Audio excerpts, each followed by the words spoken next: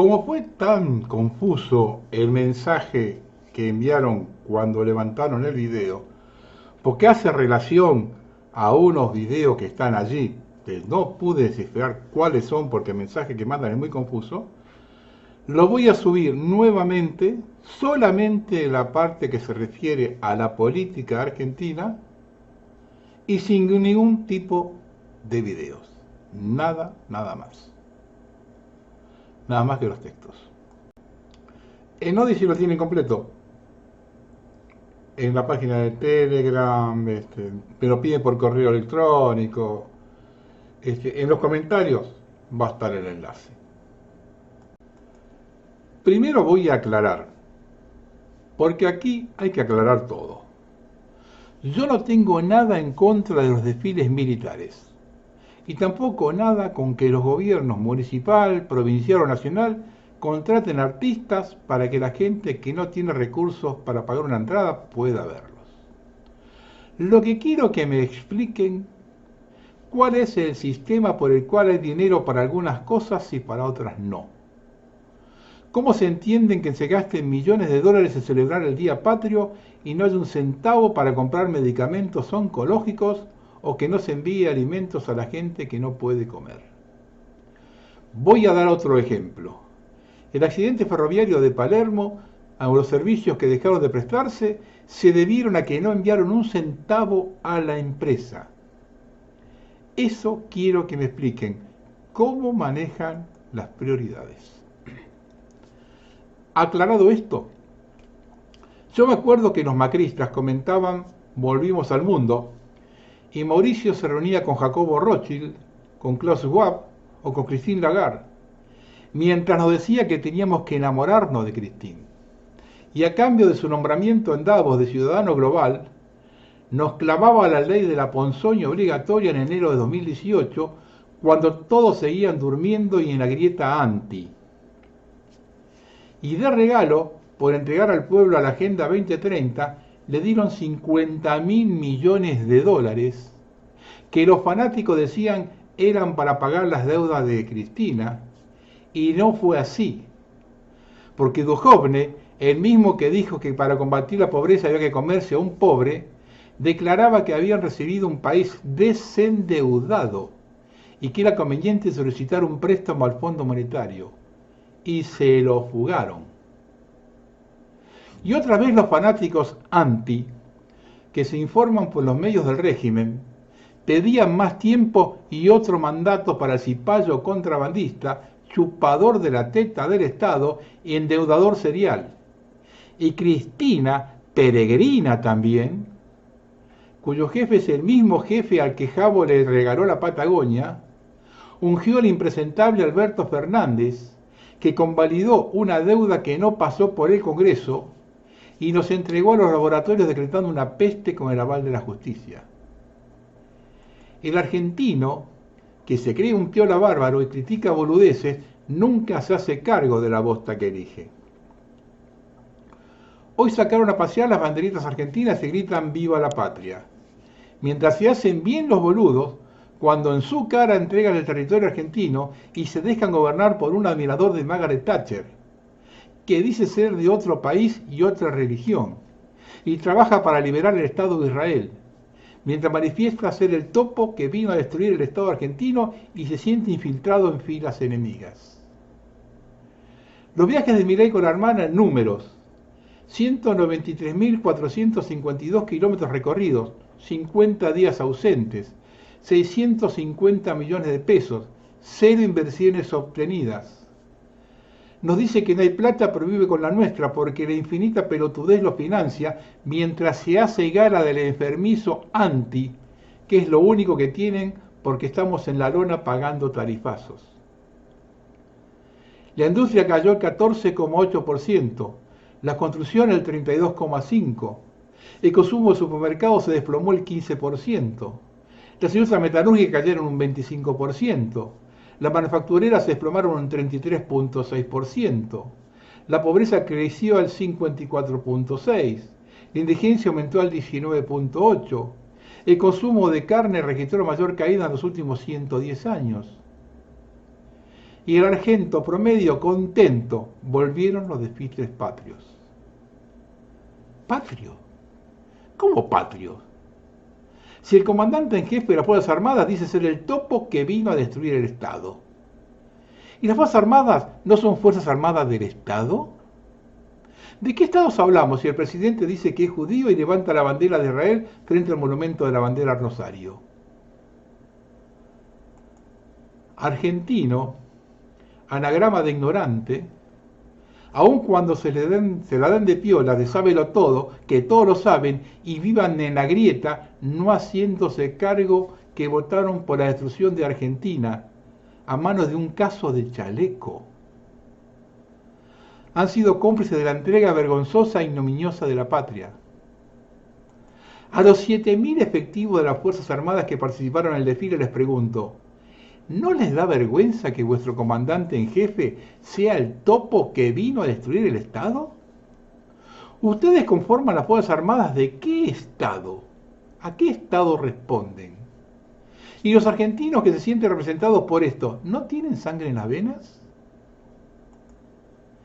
Por primera vez se ponen condiciones para desfilar a los veteranos de guerra. Los veteranos solo tendrán media hora para acreditarse. Pasado ese tiempo quedarán afuera y no podrán desfilar. Los veteranos no podrán desfilar con sus compañeros ni llevar ninguna insignia que los identifique como grupos de veteranos. Así estarán mezclados en las distintas fuerzas, cosa que sea más difícil identificarlos. Por orden del gobierno deberán desfilar a paso rápido, incluidas las personas en sillas de ruedas, que deberán ser empujadas por otros veteranos para no quedar atrás. Y si los veteranos no cumplen alguna de estas condiciones, se los amenaza con no invitarlos a desfilar nunca más. Estas condiciones fueron rechazadas por distintas agrupaciones de veteranos. Ante estas autoridades fueron con la banderita a gritar ¡Viva la patria! Está muy complicada la Argentina. El 9 de julio los argentinos fueron parte de un ritual y no se enteraron. ¿Les suena que somos alimentos de seres de inframundo? La hora de las brujas o la hora de la brujería en muchas culturas ocurre entre la medianoche y las 3 de la mañana, cuando se cree que las brujas se tornan más poderosas por invocar a esa hora a demonios y otros seres del inframundo. Los rituales son prácticas sociales simbólicas que tienen por objeto recrear a la comunidad, reuniéndola en la celebración de un acontecimiento. Uno de los 6 tipos de rituales, según Grimes, es la celebración. La oficina del presidente Javier Milei distribuyó las invitaciones para la firma del Pacto de Mayo, que se llevó a cabo el martes 9 de julio, con un llamativo código de vestimenta dirigido para los gobernadores, funcionarios, dirigentes y demás presentes. En horas de la madrugada se firmó el postergado Pacto de Mayo en Tucumán. A los asistentes y por orden de Karina Milei se los solicitó explícitamente ir con traje oscuro. Karina no es ni bruja, ni maga, ni sacerdotisa. Solo es integrante de una secta que realiza rituales y hay mucho material que circuló por redes y por los medios hegemónicos como para mirar hacia otra parte y fingir que no sabemos de qué se trata la secta a la que pertenece nuestro presidente. La misma que allanaron a Nueva York y encontraron esqueletos de niños y que sus integrantes se fugaban por las alcantarillas. Cuando se invoca a seres de otra dimensión, se está abriendo un portal que luego no se puede o no se sabe cerrar. Y esto no es ciencia ficción, porque los nominan con la Cabalá oscura. Infórmense y fíjense si quieren ser parte del ritual mirando la televisión y averigüen qué comunidad se viste de oscuro en sus celebraciones. Y no olvidemos que en 2016, en el centenario de la independencia en la Casa Histórica, ya fue destino de un rito masón. En ese momento le cambiaron el color a las paredes y las ventanas. Aquí están quienes profesan la destrucción del Estado argentino, subidos al tanque argentino mediano, proyecto diseñado y desarrollado por las Fuerzas Armadas, fruto de un Estado eficiente y preocupado por la defensa nacional, y que desde que asumió Milei no se fabricó un solo cohete, ni que hablar de un solo tanque. Y durante el gobierno macrista se paralizó por completo el proyecto TAM y los compromisos adquiridos con las empresas participantes quedó suspendido. Pero para vender lo que no son capaces de cualquier cosa, mientras la gente compra la demagogia de los antipatria que le venden patria. El ejército es parte de las instituciones de la nación. Y cuando la nación argentina está mutilada y dominada por nuestro enemigo de toda la vida, si el ejército no se desvincula de esa red consecutiva de hechos, es parte del drama y del entramado de vínculos oprobiosos.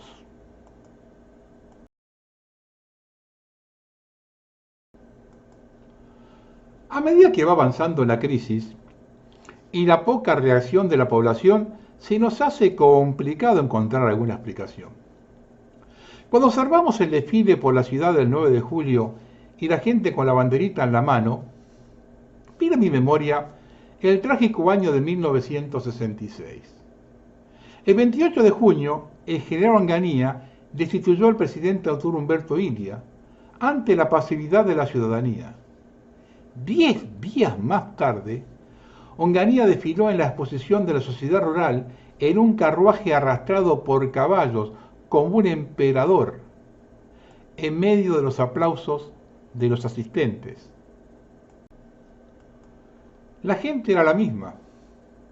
Yo tengo una teoría. El país está armado para 25 millones de habitantes, como éramos a mediados de los 70. La infraestructura está al servicio de esa cantidad de población, por eso todavía no se paraliza.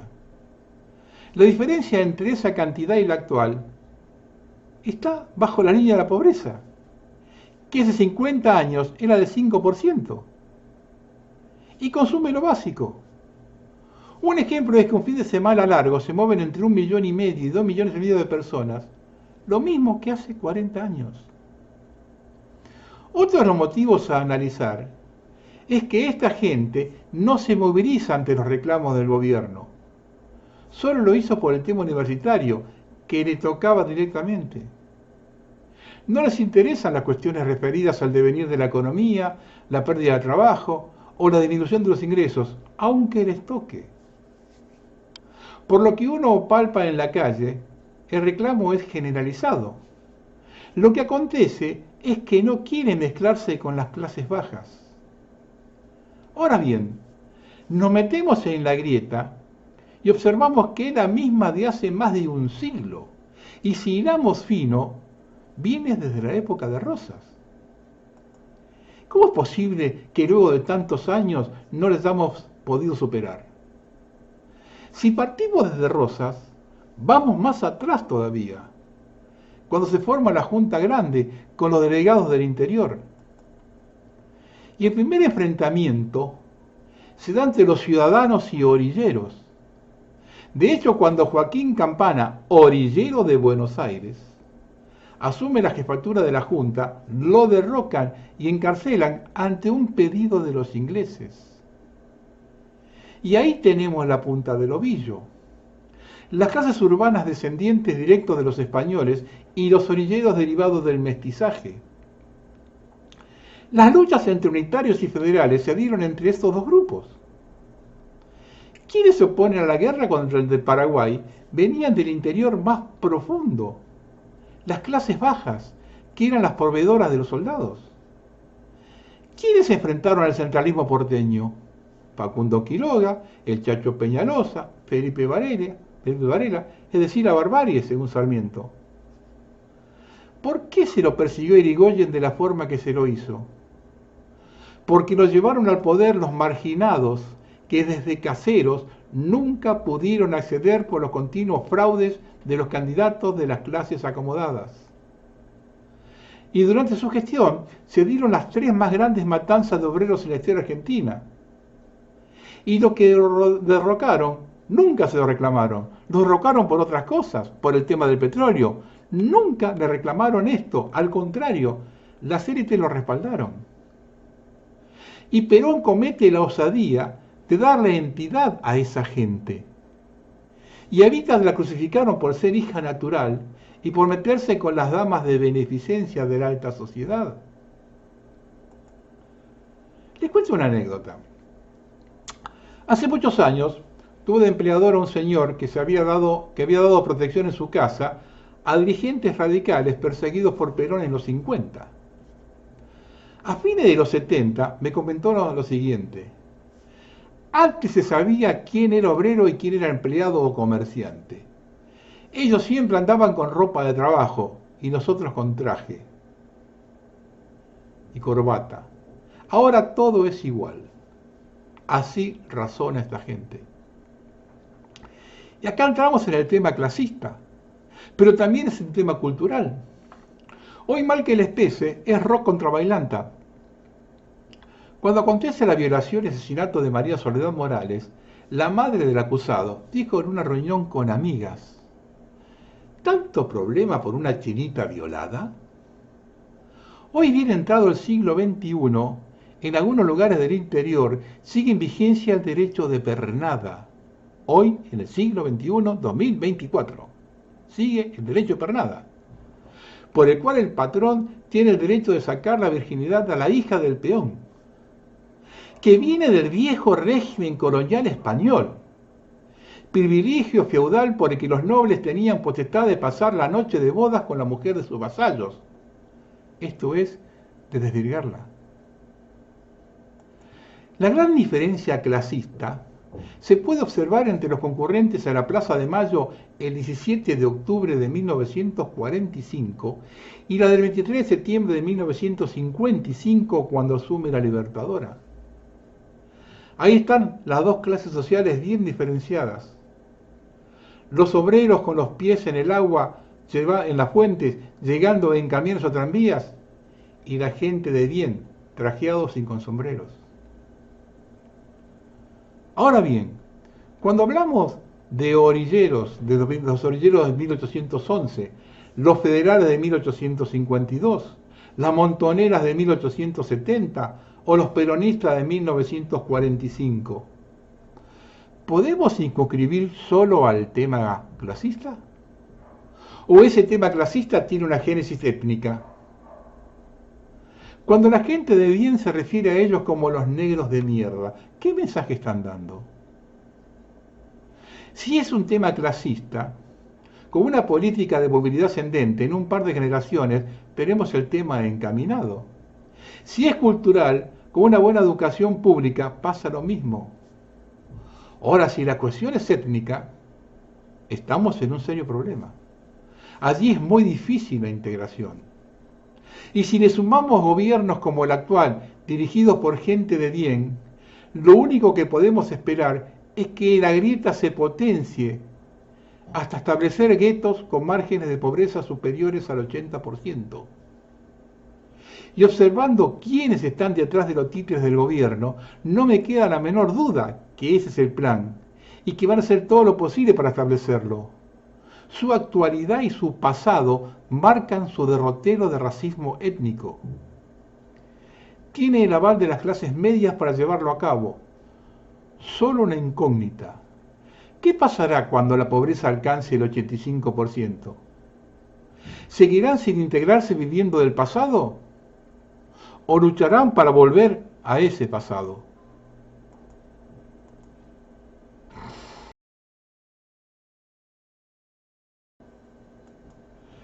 En el acto en Tucumán pasaron cosas, algunas clásicas, como reprimir a la gente que quiere manifestarse en contra, porque no tienen ningún derecho a manifestarse si lo cagan de hambre, no le dan medicamentos, esconden la comida, lo dejan sin trabajo o le congelan los ingresos. Hay que agachar la cabeza y aguantarla. Esa es la democracia, carajo. Total, la casta política camina por otro sendero. Y los verborrágicos que justifican lo injustificable lo hacen por el bien de la patria, comprendiendo lo que nosotros no entendemos. Tal es el caso del senador Luis Juez, uno de los más obsecuentes y charlatanes que dejó el micrófono abierto cuando se votaba sobre un juez en el Consejo de la Magistratura. Reitero, un maestro en eso de justificar lo injustificable. como es el caso de su vivienda en un country de Córdoba, de la que he pasado hace unos años todos los datos y fotos. $1,500,000 estaba evaluado hace 3 o 4 años. Este es uno de los personajes que nos quiere ilustrar acerca de lo que no entendemos. También pasaron cosas extrañas en Tucumán, como la forma de caminar del presidente al ingresar a la sala o las dificultades para leer su discurso.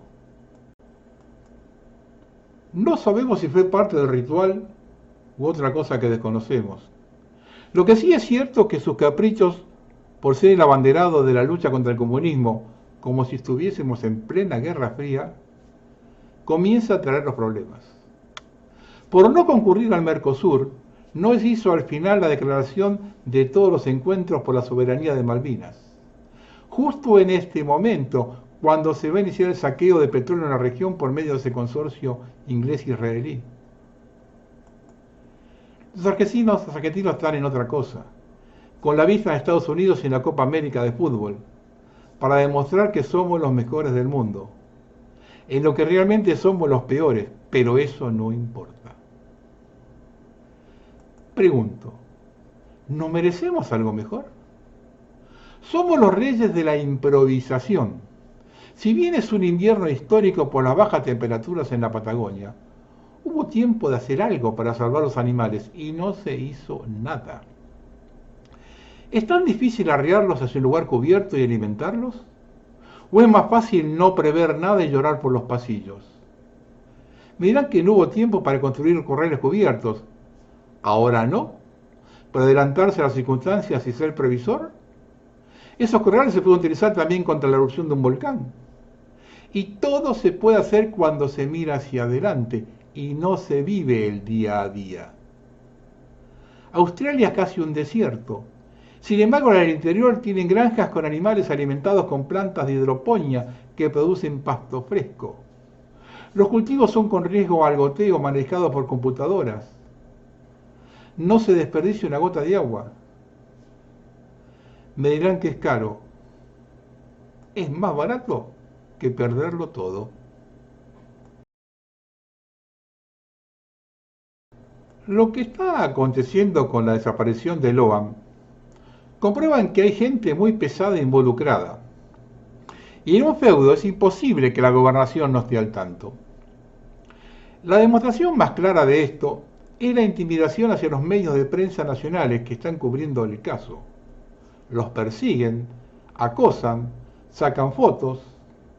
Han destrozado el restaurante donde cenaban los periodistas de Crónica en el pueblo de San Roque, a 30 kilómetros del lugar de los hechos. Y cuando llevan adelante las destrucciones decían a su dueño, dejen de atender a los periodistas. Crónica publicó fotos de quienes los estaban fotografiando a ellos y las patentes de 2 autos, que eran los que los perseguían, y cuando averiguaron esos autos estaban patentados uno en Ituzaingó y otro en Morón. Es evidente que toda esta intimidación va dirigida a que se retiren de la provincia porque necesitan cerrar la investigación y así cubrir la complicidad de la casta política. Pareciera que todos mienten, lo que supone que todos saben lo que realmente pasó. Ahora bien, en este devenir de declaraciones y contradeclaraciones, está saliendo a la luz la participación de los más altos niveles políticos, judiciales y policiales de la provincia, aunque no se descarta el conocimiento de los hechos a nivel nacional. Entre estas declaraciones se destaca la de Macarena, hija de Laudelina, quien fue trasladada al penal de Ezeiza. La joven está pidiendo desesperadamente que la saquen de la provincia junto a sus hermanos menores. Declaró que fue amenazada por el abogado defensor de su madre, puesto por el gobernador Valdés. Por eso hay preocupación en el gobierno de Corrientes.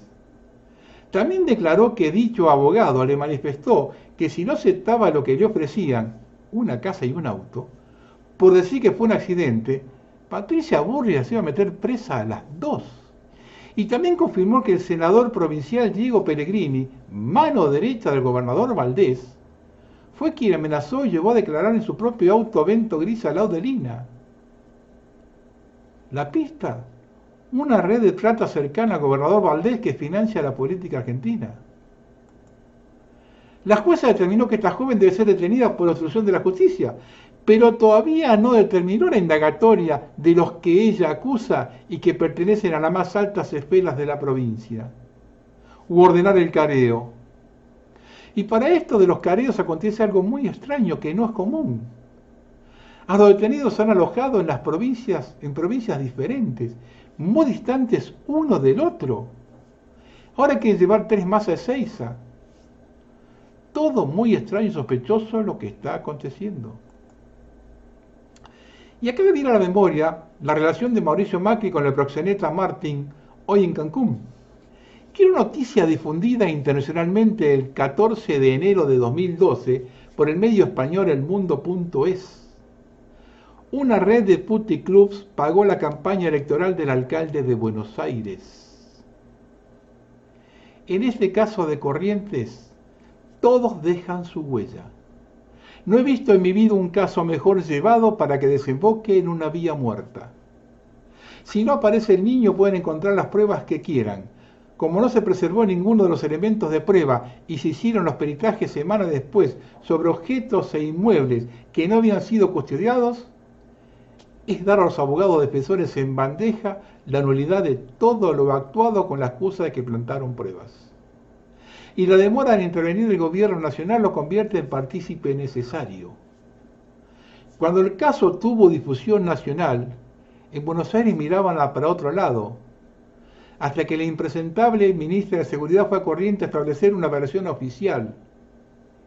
Y no olvidemos que uno de los detenidos es Marino, que trabaja de oreja con ella. Y la provincia está gobernada por autoridades afines a Milei. Es imposible desentenderse. La jueza acaba de pedir a la población que acerquen información, una demostración que no tienen nada. O se hizo un trabajo perfecto para la impunidad. Otro hecho extraño es la remoción del ministro de Seguridad de la provincia, lo que se produjo luego que Gustavo Vera, de la ONG La Alameda, presentara en el juzgado pruebas de los contactos del gobierno provincial con los involucrados, lo que dejó sorprendida a la jueza y dio un giro a la causa. Y una de las consecuencias es que parece que el gobierno nacional quiere defenderse del gobernador. A ello se debió la visita sorpresiva al juzgado de Goya del jefe de la Policía Federal, otra autoridad muy importante de la fuerza y alguien muy cercano a Bullrich en el ministerio. Y allí surgió el traslado de los 3 sospechosos a Ezeiza. Y una huella característica la dio Patricia Bullrich con el circo de las fuerzas federales haciendo peritajes en el cementerio en algunas viviendas. Da vergüenza ajena que nos puedan tomar tan fácil de boludos. Cuando los tentáculos del caso ocupan tantos espacios de los políticos, a nadie le conviene que se agiten las aguas, porque no se sabe dónde termina. Y nadie se anima a explicar el motivo de los peritajes al cementerio, lo que implicaría que la causa dispare para donde menos quieren. Y para finalizar la causa de la vergüenza, Javier Milei no quiso recibir al padre de Loban. En la tarde del miércoles pasado, el presidente dijo en La Rosada: no me interesa recibir al padre del chico perdido, que el problema lo solucione Valdés. Cada día que pasa con su tolerancia, el pueblo argentino retrocede un paso más en la barbarie.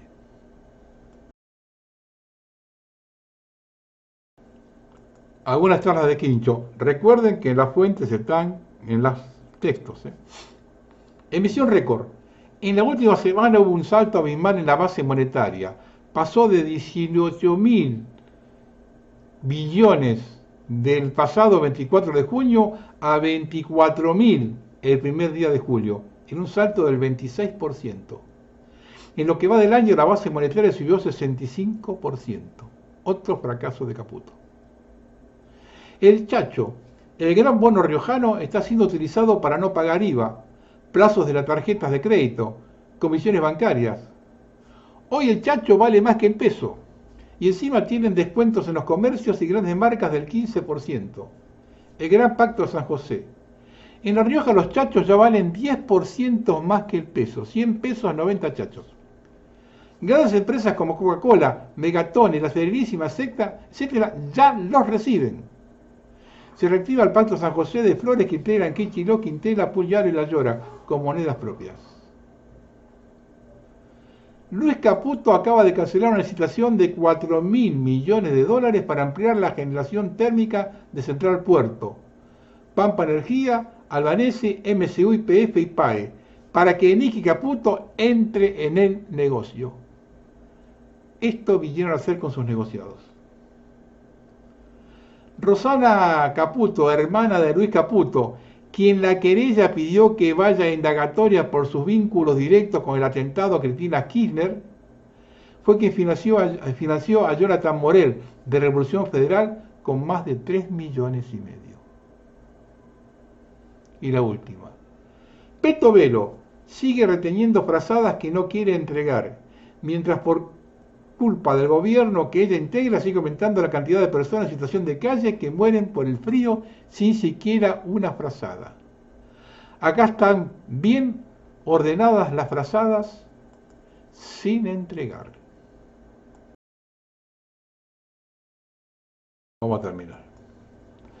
Haber escuchado a Schwarzenegger explicar el motivo de los cielos abiertos, poniendo el ejemplo de los campos de piedra Pómez, significa que tienen en la cabeza la idea de que el pueblo es ignorante. Para hacer lo que dijo, significa que se debe construir un aeropuerto internacional en la zona. La población más cercana es Antofagasta de la Sierra, de solo 800 habitantes. No hay un solo aeropuerto en el mundo construido por actividad privada. Y este malparido, cuya participación en el gobierno de la Rúa nos costó 45.000 millones de dólares, nos quiere decir que van a construir uno en La Puna. Cuando en realidad lo que se busca es regalar aerolíneas argentinas a un grupo de amigos, como esos 3 de 20 años que han armado una sociedad que no tienen la menor idea que es un avión y están vinculadas al ministro. Ya es el colmo de la desfachatez y el cinismo. Asco me da tener que aguantar a esta gente, como el presidente que vive de las vacaciones eternas, ahora en un centro súper exclusivo en Idaho, donde el hotel más barato cuesta $1.000 la noche, y el que ya gastó $300.000 en un avión privado. Otro viaje al pedo con la nuestra, mientras se sigue muriendo gente de frío en las calles de Buenos Aires. Y nosotros, pelotudos, difundiendo esto a costa que nos hagan desaparecer para que millones de patriotas vayan a festejar un triunfo de la selección al obelisco. Buenas noches.